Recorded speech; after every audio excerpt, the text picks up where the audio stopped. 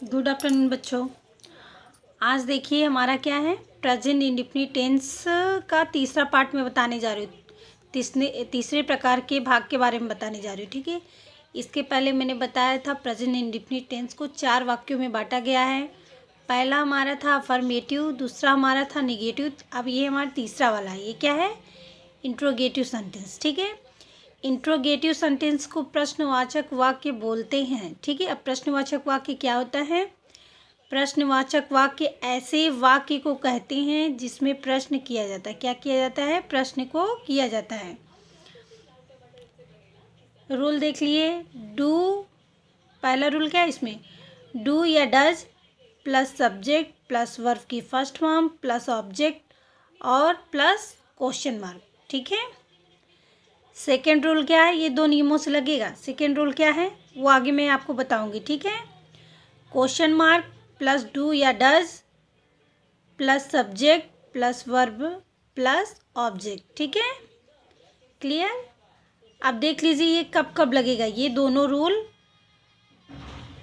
किन किन स्थिति में लगेगी। ठीक है, पहला हमारा देखिए, अगर वाक्य में प्रश्नवाचक शब्द वाक्य के पहले जुड़ा होता है तो वाक्य बनाने से पहले हम हेल्पिंग वर्ब पहले लिखते हैं। कहने का मतलब अगर वाक्य में क्या शब्द पहले आता है तो पहले हम ये रूल लगाएंगे, पहला वाला। ठीक है, डू या डज वाला। पहले हेल्पिंग वर्ब लिखते हैं, उसके बाद सब्जेक्ट, फिर वर्ब और अंत में ऑब्जेक्ट और क्वेश्चन मार्क लगाते हैं। क्लियर? सेकेंड वाला रूल देख लीजिए। सेकेंड रूल क्या है? सेकेंड वाला रूल है, अगर वाक्य में प्रश्नवाचक शब्द बीच में आते हैं तो उसकी अंग्रेजी सबसे पहले लिखते हैं। ठीक है, कह रहा है कि अगर प्रश्नवाचक शब्द वाक्य के बीच में आते हैं तो सबसे पहले हम क्या करते हैं? प्रश्नवाचक शब्द लिखते हैं, उसके बाद हम हेल्पिंग वर्ब लगाते हैं, यानी कि वर्ब। ठीक है, हेल्पिंग वर्ब का प्रयोग करते हैं, फिर वर्ब करते हैं, फिर उसका ऑब्जेक्ट लिखते हैं। क्लियर? एग्जाम्पल में देख लीजिए। पहले का, क्या शीला हंसती है? क्या है? क्या शीला हंसती है? क्या शब्द क्या है? पहले आया है। वाक्य के पहले क्या शब्द जुड़ा है ना, तो ये पहले वाला रूल हम लगाएंगे।